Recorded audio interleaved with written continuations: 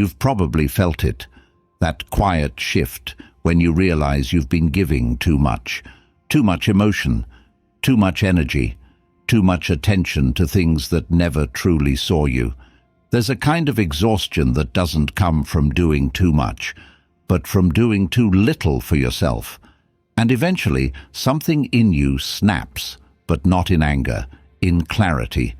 The realization hits. It's time to stop negotiating your worth in spaces that never required your depth. It's time to stop chasing and start building. The world is loud. People demand your presence, your reaction, your response. But the Stoic doesn't respond to noise. He responds to alignment. He doesn't move to impress. He moves to become. And in that becoming, everything changes. You stop explaining yourself. You stop overgiving. You stop waiting for someone else to see you, because now you see yourself. This isn't detachment, it's refinement. It's what happens when you decide to stop living by emotion and start living by principle. You begin to feel the power of stillness, the strength of boundaries, the clarity that comes when you stop proving and start embodying. That's Stoicism, not coldness, not suppression, but self-mastery in motion. A quiet fire that doesn't need to be seen to burn. And when you live like that, when your discipline becomes louder than your explanations, when your presence feels like intention, not effort, something shifts in how the world treats you. You stop being available to what drains you. You stop begging for what should be offered freely. You stop lowering your frequency just to feel included. This episode is not about strategy. It's about alignment. It's not about gaining control over others, but about reclaiming control over yourself. Because the moment you prioritize your principles, the world learns to prioritize you. 1.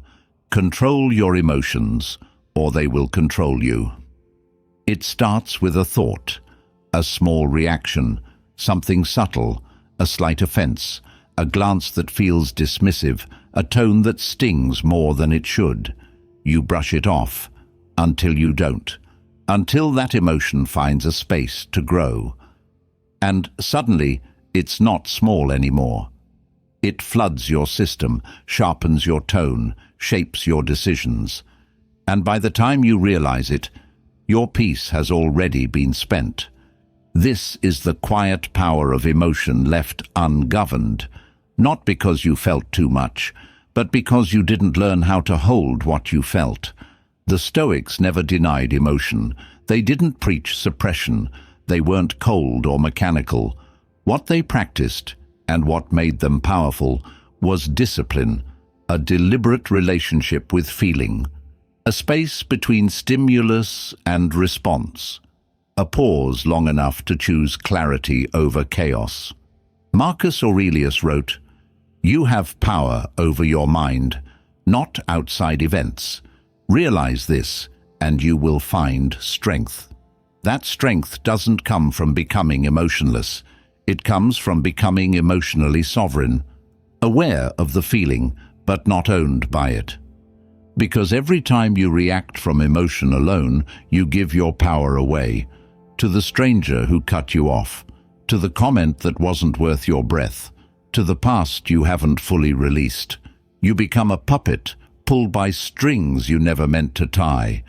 But when you slow down, when you observe instead of absorb, when you feel without flinching, that's when control returns.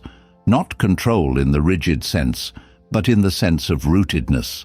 You stop being pulled. You start standing.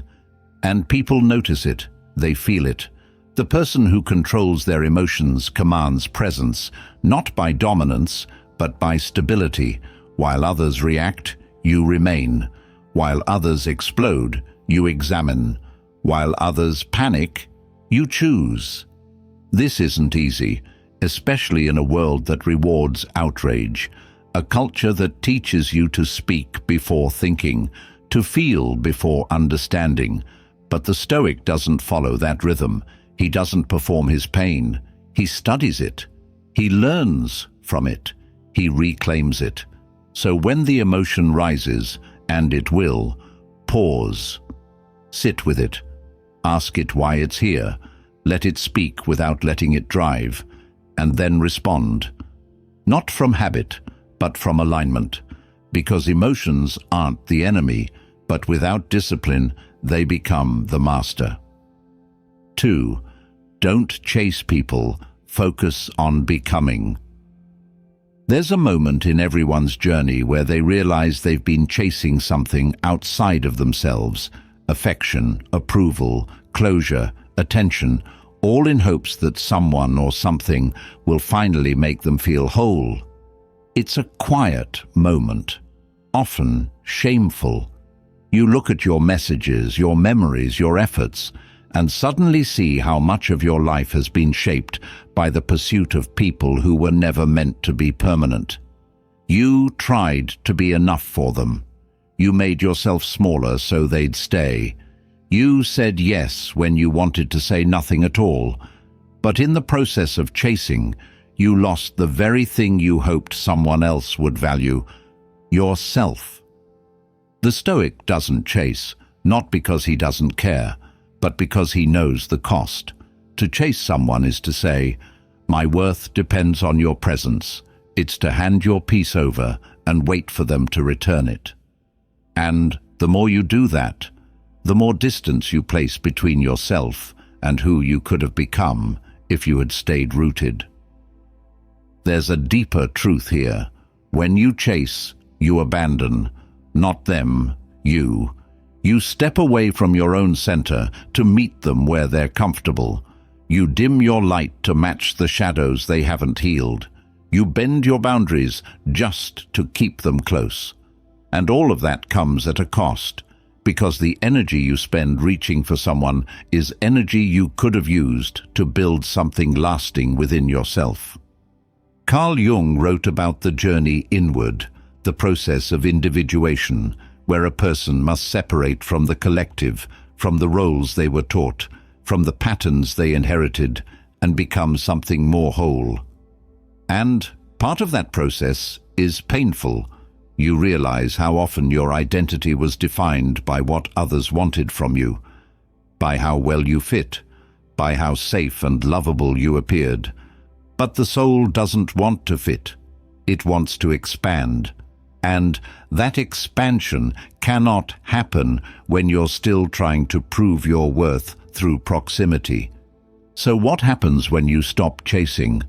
At first it's quiet, lonely even. You feel the pull, the urge to explain, to reach out, to fix the discomfort of being misunderstood. But then something begins to shift. Your energy settles. Your nervous system stops waiting. Your breath becomes yours again. You no longer revolve around someone else's orbit.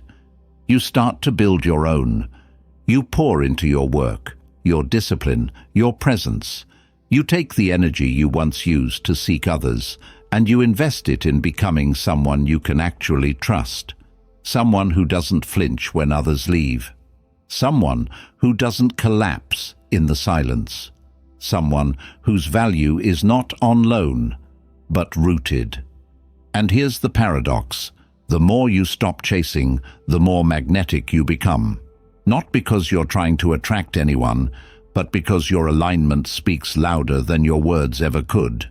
You're no longer trying to be impressive. You've become real. And realness is rare. Realness is powerful. The Stoic walks with quiet authority, not because he has all the answers, but because he no longer needs others to fill his silence. He doesn't perform. He doesn't persuade. He lives. He becomes. And those who are meant to walk with him will match his pace, not his pursuit.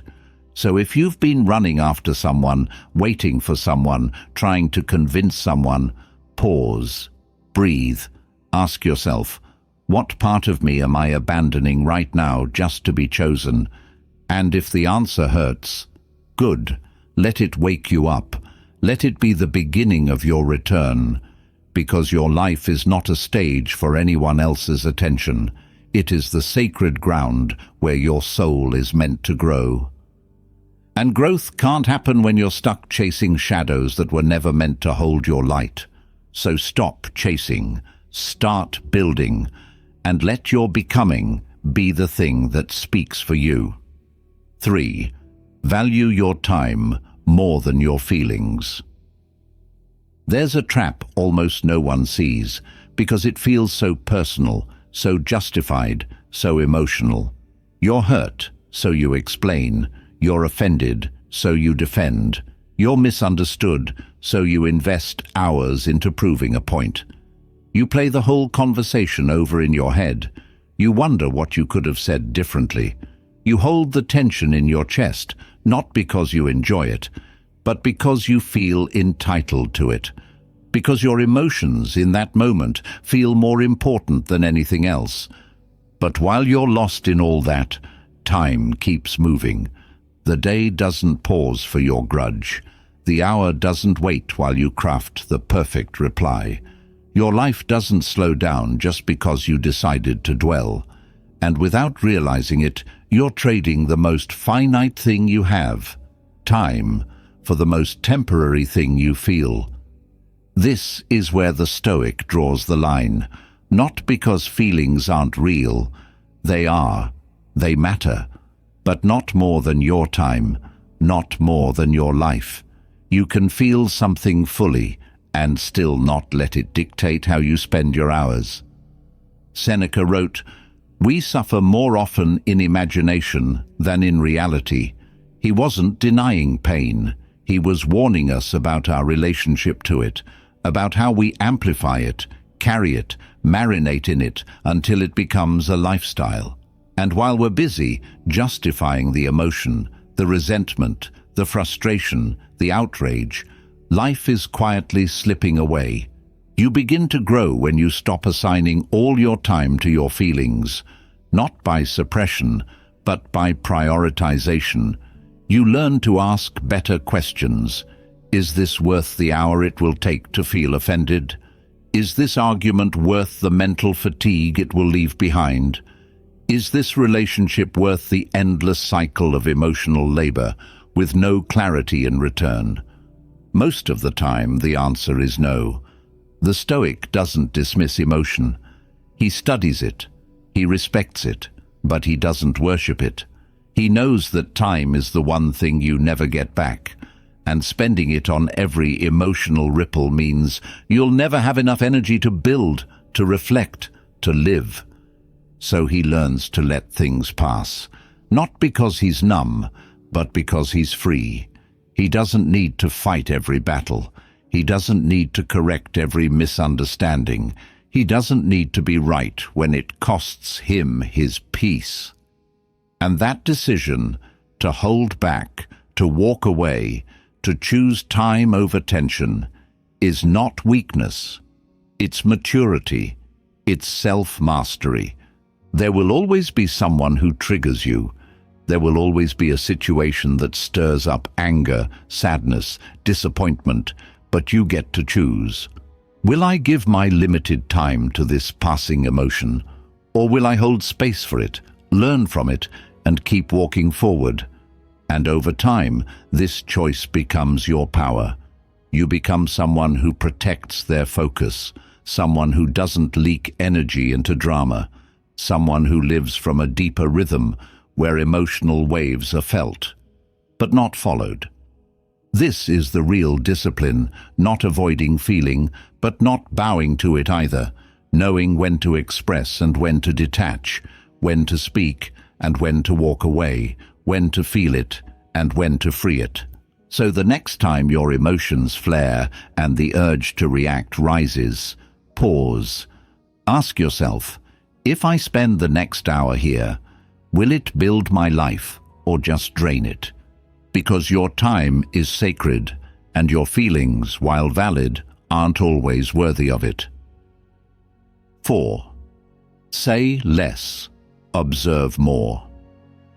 The world rewards noise. It praises the quick answer, the hot take, the clever comeback. You're expected to respond fast, speak loud, take up space, even when you don't know what you really think or why you're saying it. And if you pause too long, people get uncomfortable. Silence is treated like absence. Observation is mistaken for disengagement. But the Stoic knows something different. The one who speaks the least often sees the most. There's a kind of strength in quiet attention that most people overlook, not the silence that comes from fear, but the one that comes from discipline. When you stop trying to be heard and start trying to understand, your vision sharpens. You hear beneath the words. You see the patterns in behavior. You notice what's not being said and what that silence is trying to protect. Because when you're always talking, always reacting, always filling space, you're not learning, you're performing, you're living outward, not inward. You're managing impressions instead of developing perception. And that's why so many people feel unseen, scattered, misunderstood. Not because the world is too loud, but because they've never practiced the art of stillness. Epictetus taught that we have 2 ears and 1 mouth for a reason, not just to listen more, but to reflect more, to slow the impulse, to wait for clarity before offering opinion, to separate what is real from what is reactive. But that kind of inner stillness is rare in a culture addicted to speed. When you begin saying less, something shifts inside you. You no longer feel the need to explain yourself in every conversation. You let the pause hang in the air without rushing to fill it. You stop trying to correct people who don't want to understand. You start reserving your voice for what actually matters. And the truth is, most people don't listen to understand. They listen to reply. But the Stoic listens to observe, to absorb, to see. He knows that every person reveals themselves if you're quiet long enough. The insecurities, the manipulations, the wisdom, the truth. It all rises to the surface when you don't interrupt it. This applies not just to people, but to life. When you speak less, you see more. In situations, in relationships, in your own reactions. You begin to notice your urges before they become actions. You watch your anger take shape without becoming its voice. You see your assumptions before they become judgments. This is presence. This is power. And that power grows. People begin to feel it. You become unpredictable, not because you're hiding, but because you're selective. Your words carry weight, not because they're many, but because they're measured. You're not cold. You're intentional. You're not passive. You're perceptive. So say less, not to disappear, but to deepen. Let others waste their energy trying to be heard in every room. You don't need the noise. You don't need the performance. You need awareness. And that's what silence gives you. Because when you stop talking to prove who you are, you create space to become who you are. 5. Discipline creates distance. There's something quiet about discipline. It doesn't shout. It doesn't beg for recognition. It doesn't need to be posted or praised. But it creates a gap, a real one, a separation between you and who you used to be. Between where most people stop and where you begin. That distance, it's earned and it's sacred. Discipline at first feels like limitation, like you're denying yourself ease, rest, comfort, pleasure. You wake early when no one's watching. You say no to distractions while others say yes. You train your mind to stay focused, even when it would rather scroll, complain, or wander. And for a while, it feels like you're missing out. But over time, that same discipline creates something else: freedom, space, clarity, a life built on structure instead of impulse. While others are pulled by mood, you are moved by values. While they react, you respond. While they chase dopamine, you build direction, and that separation grows. The Stoic doesn't seek distance from others out of superiority. He doesn't isolate out of pride. He simply walks with intention, and intention has a rhythm that not everyone wants to match. Most people live in cycles of reaction. They do what feels good in the moment, then wonder why their life feels scattered, hollow, anxious. But the disciplined person knows comfort is cheap. Mastery has a price, and the price is repetition. Choosing what matters over what's easy, choosing silence over drama, choosing effort over excuse, choosing to live today in a way that earns peace tomorrow. Discipline creates distance, not just from people, but from your old self, the version of you that procrastinated, blamed, avoided, settled. That self begins to fade when you begin to rise, and yes, it's lonely sometimes. Yes, people will say you've changed, that you're too serious, too focused, too unavailable. Let them. You didn't come here to blend in. You didn't come here to make others feel comfortable while you abandon your own growth. You came here to rise, to move differently, to build something that lasts, not something that just looks good online. Discipline is the structure you build inside yourself so that you don't have to live at the mercy of chaos. It is the quiet contract between who you are now and who you're becoming, and the more you honor it, the less tolerance you have for anything that pulls you backward.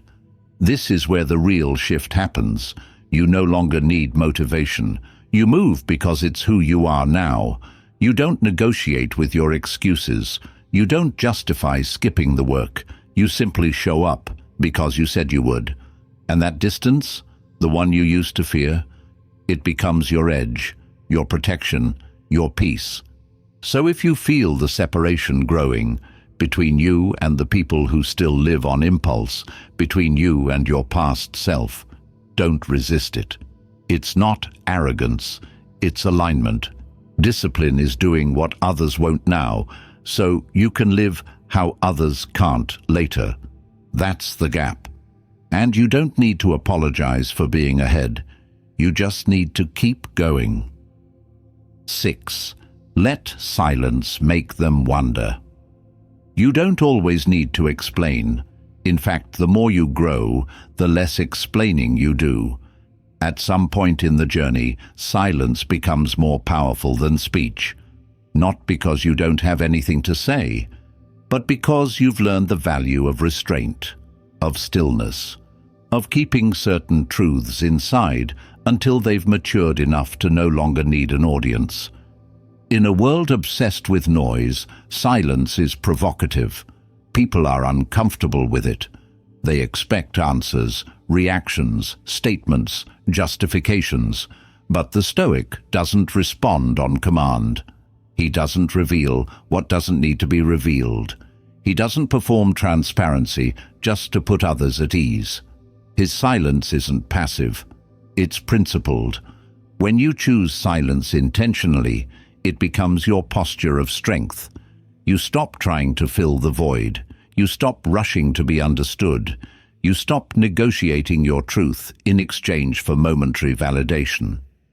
And the beauty of that choice is this: people begin to wonder, not because you've hidden something, but because your energy no longer leaks. You've become unreadable in the best possible way.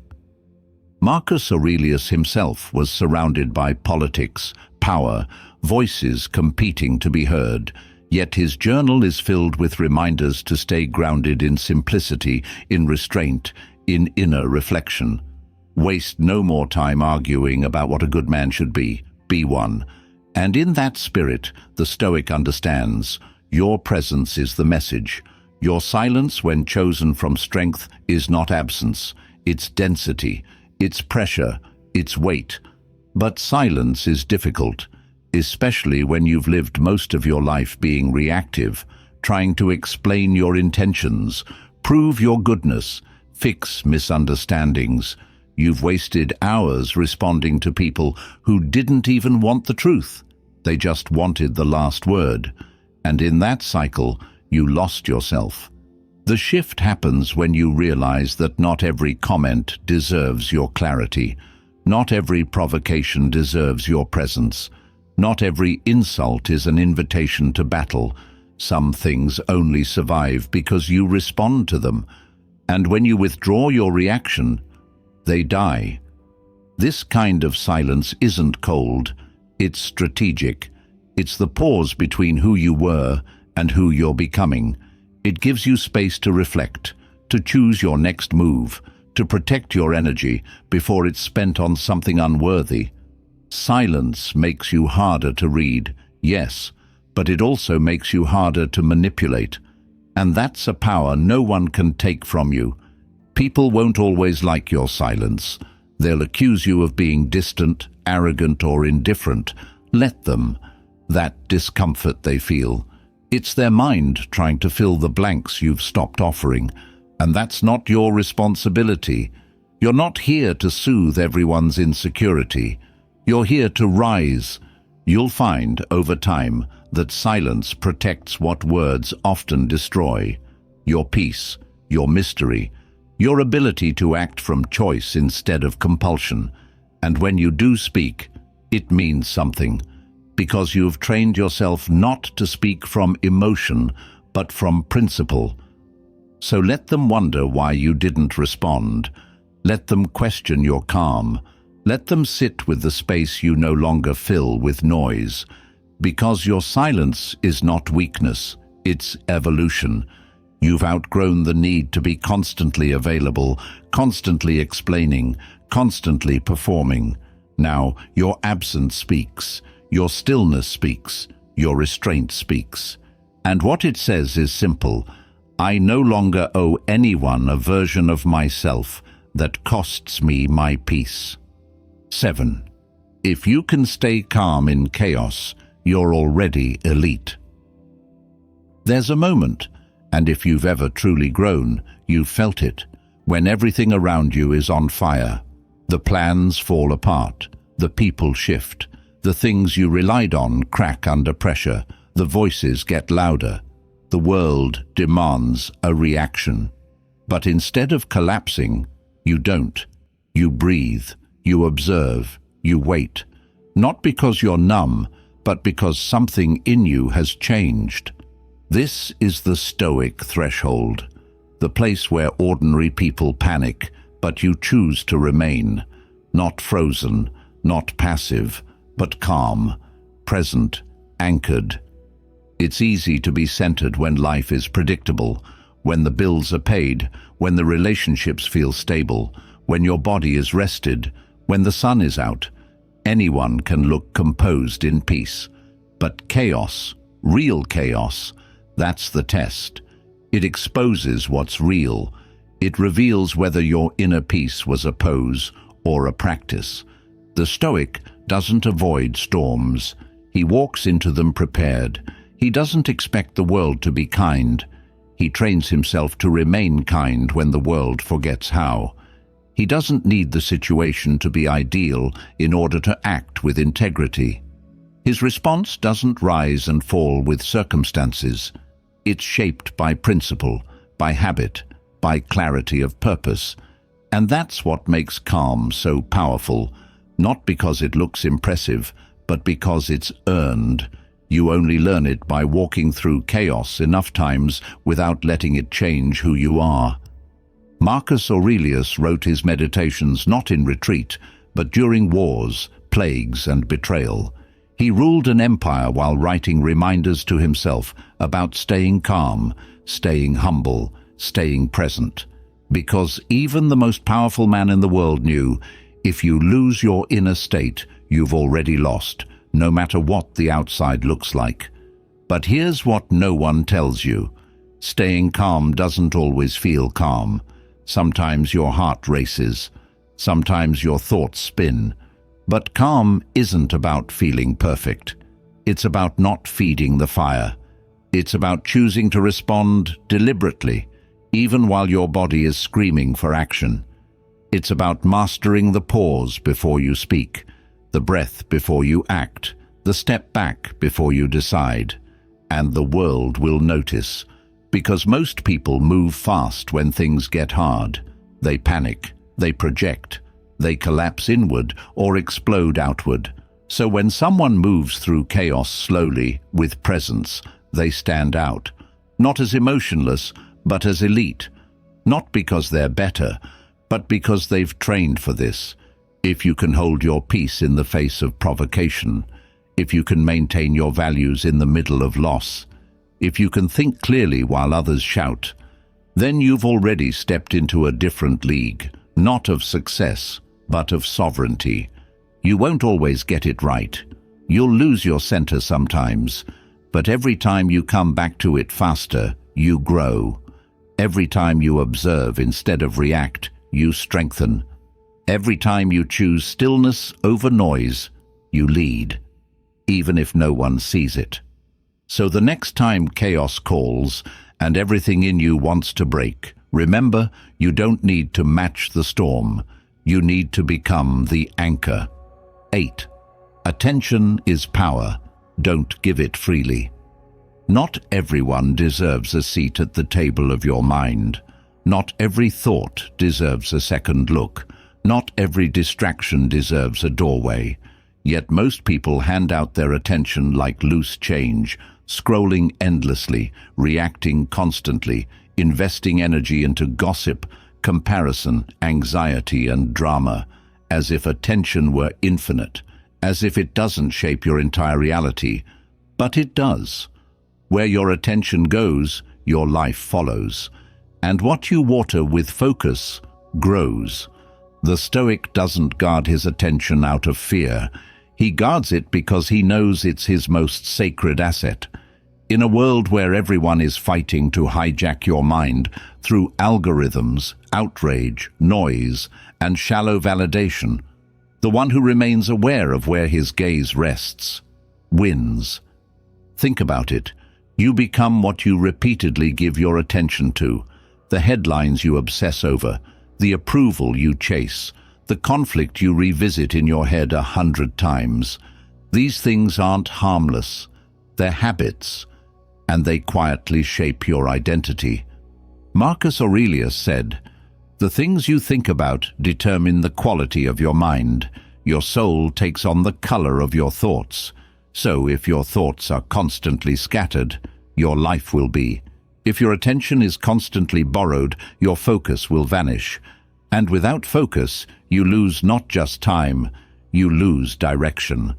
So the Stoic trains his gaze, not just to look, but to see. He's not pulled into every notification. He doesn't click every headline. He doesn't react to every provocation. He chooses, and that choice becomes his advantage. You start to feel it the moment you reclaim your focus. Things that used to feel urgent suddenly feel empty. That argument, not worth your energy. That post, not worth your scroll. That person who used to live rent-free in your head. They don't get a key anymore. You stop leaking attention into places that don't build you. And it's not about becoming hard or closed off. It's about becoming deliberate. Because when you stop giving your attention to everything, you can finally give it to something. To what matters. To your craft. To your purpose. To your peace. To your presence. Most people are tired, not because they've done too much, but because they've paid attention to too much that gave them nothing back. Don't make the same trade. Don't confuse information with growth. Don't confuse stimulation with nourishment. Your mind is not a landfill, it's a temple. Treat it like one. And yes, people might feel your distance. Let them. That space you create isn't rejection, it's reclamation. You're not ignoring them, you're prioritizing you, your stillness, your clarity, your rise. So ask yourself every day, who or what is taking more of my mind than they've earned? And if you don't like the answer, change it. Because attention is power, and power should never be given away by accident. 9. Make your presence feel like a privilege. You don't need to announce your worth. You don't need to prove it. You don't need to demand that others respect you, validate you, or choose you. The Stoic knows presence is earned, not by performance, but by alignment. And when you live in deep alignment with who you are and what you value, your presence becomes a force, not loud, not flashy, but undeniable. We've been taught to chase validation, to accommodate, to shrink our needs just to stay in the room. But when you start living by principle instead of popularity, everything shifts. You stop asking, "Do they like me?" and start asking, "Am I honoring myself here?" You stop twisting yourself into versions of you that fit someone else's expectations. You begin to realize your time, your energy, your attention, they're not obligations, they're offerings, and not everyone has earned them. Marcus Aurelius said, "Waste no more time arguing what a good man should be. Be one." That's the point. Embodiment, integrity.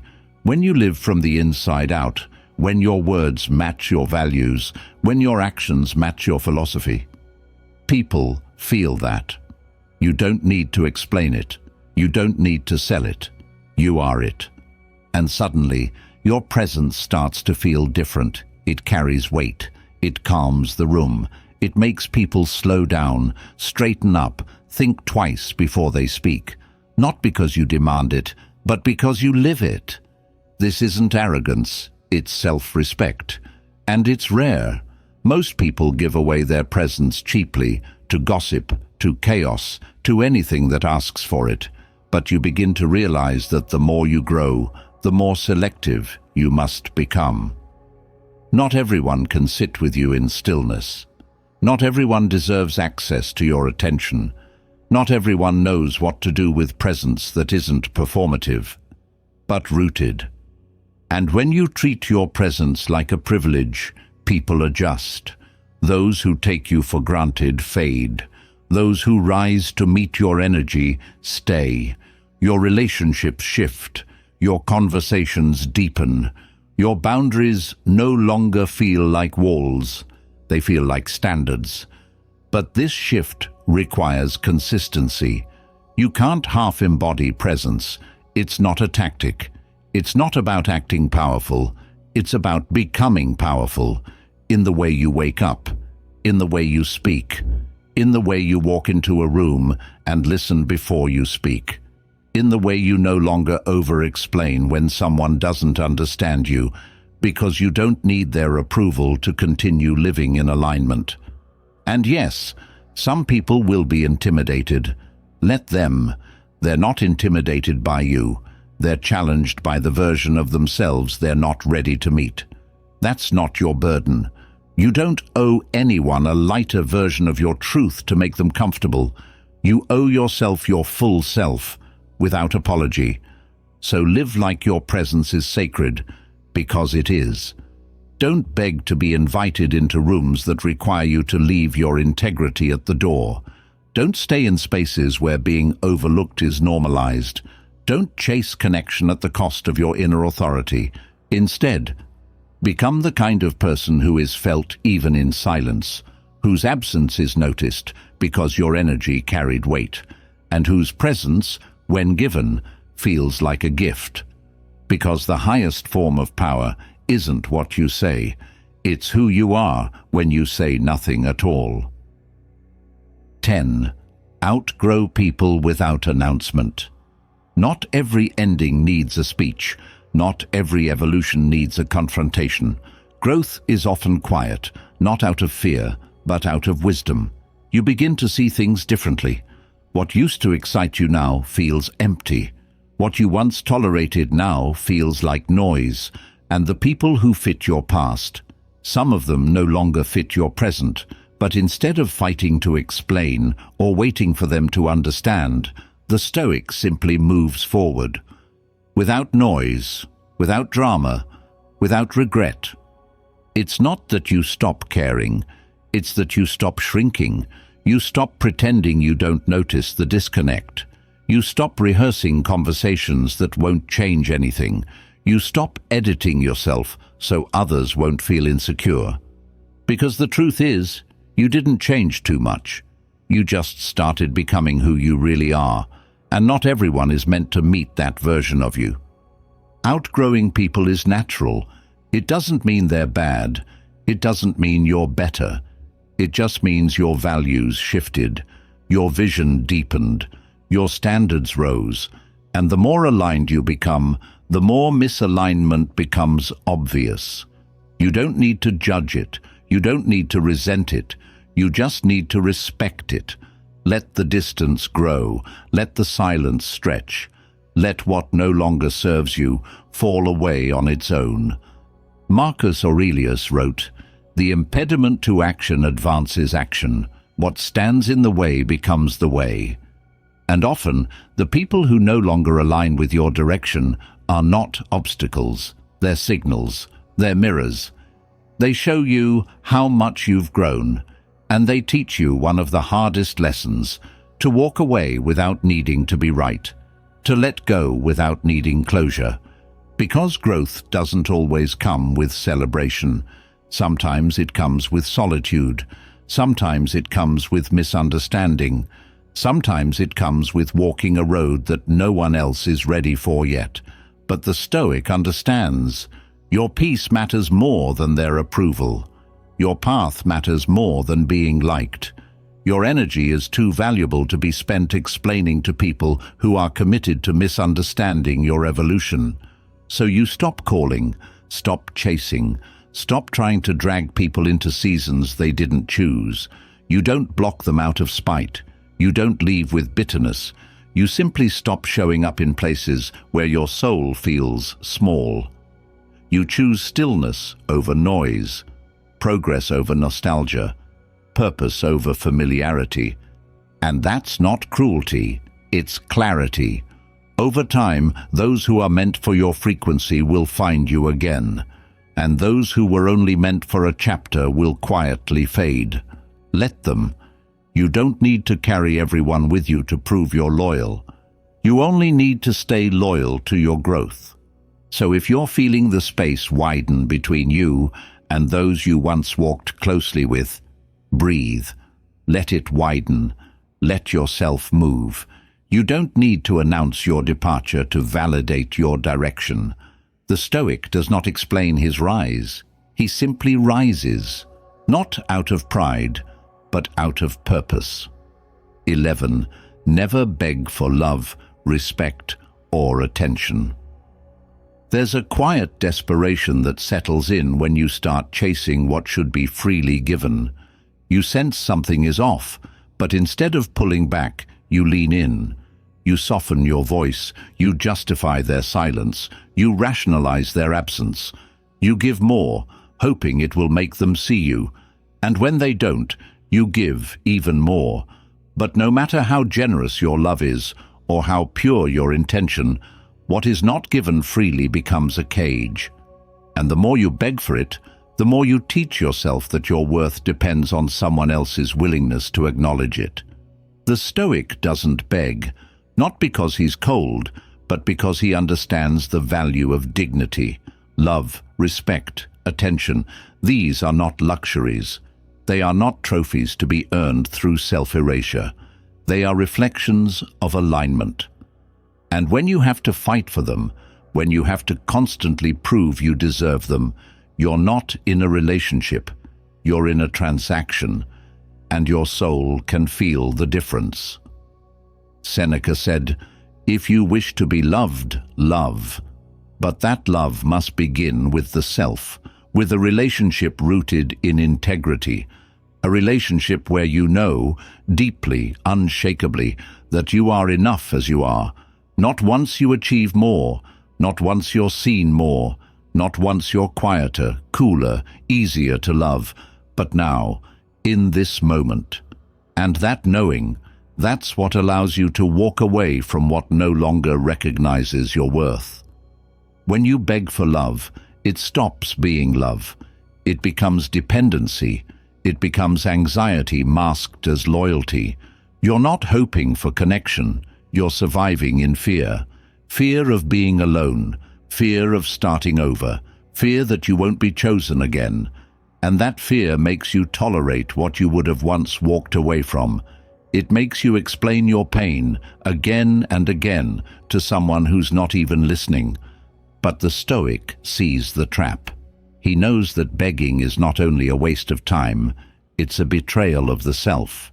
Because every time you beg, you tell yourself a subtle lie, that your value depends on external validation. And that lie, repeated long enough, becomes your inner voice. That's why the moment you stop begging is the moment your life begins to shift. You return to your own center. You realize that you don't have to beg for what's aligned. You don't have to audition for love. You don't have to earn basic human respect.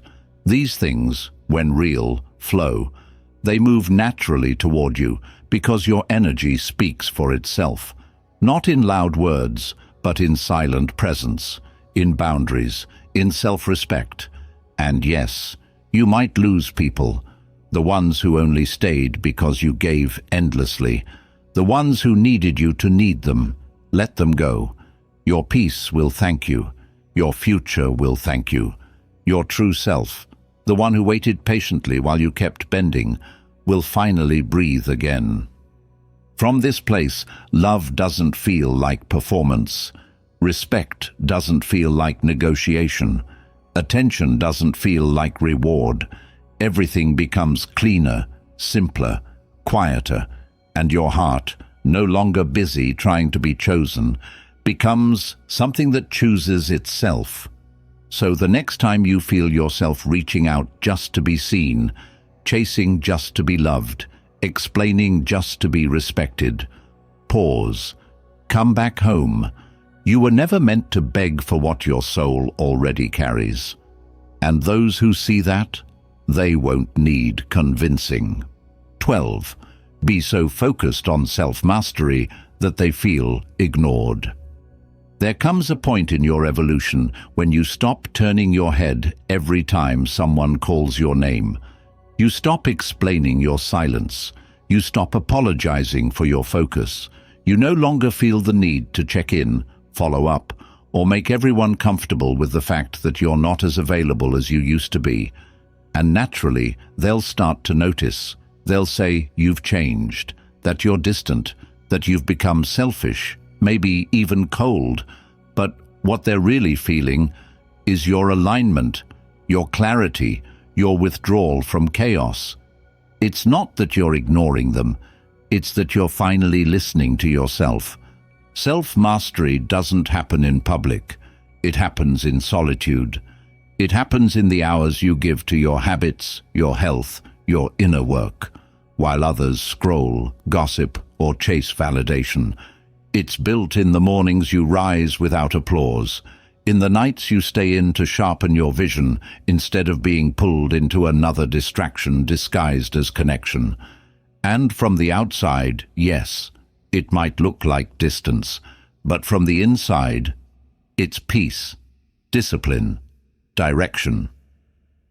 The Stoic doesn't apologize for this. He doesn't explain why he's not answering every message, why he's not involved in every conflict, why he seems quieter than before. He knows that energy is currency and that mastery requires investment. And what you invest in daily is what you become. So if you're still handing your attention to everyone who expects it, your growth will always be delayed by their demands. Marcus Aurelius wrote, "The tranquility that comes when you stop caring what they say, or think, or do, only what you do." That's the essence of this principle. You don't owe your progress to anyone's understanding. You don't need to keep showing up in old conversations just because they're used to hearing from you. You don't need to water relationships that once mattered, but now no longer grow. You simply stay rooted. You build in silence, and let the results speak for themselves. This kind of focus will feel threatening to those who depended on your distraction, the ones who needed your attention to validate their own chaos. but their discomfort is not your responsibility.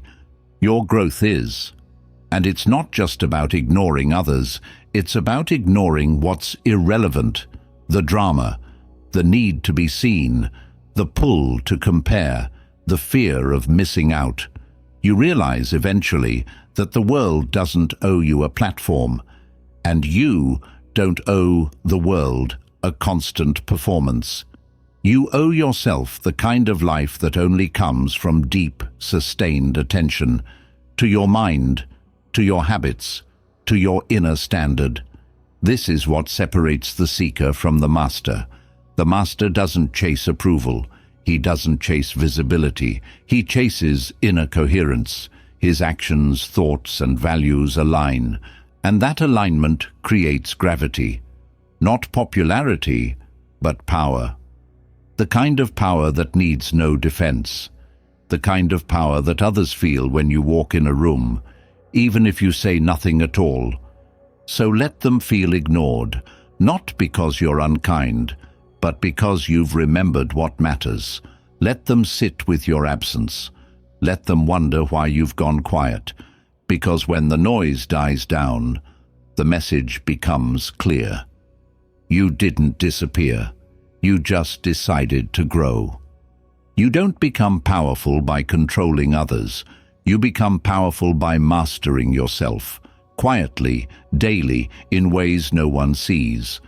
There's a kind of presence that doesn't announce itself. It doesn't seek recognition, validation, or applause. It doesn't try to be noticed, and yet it changes rooms. It shifts dynamics. It invites respect without a single word. That presence is built in silence. It's forged in solitude. It's shaped by the decisions you make when no one is watching, to stay calm, to stay clear, to stay aligned.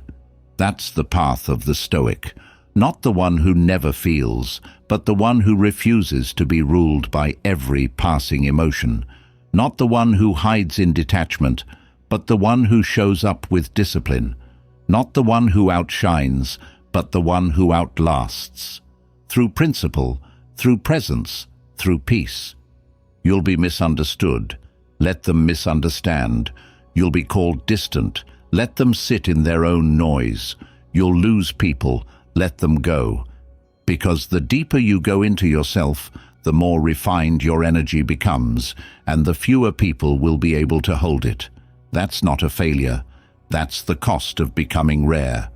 So take everything you've heard here, and don't just think about it. Live it.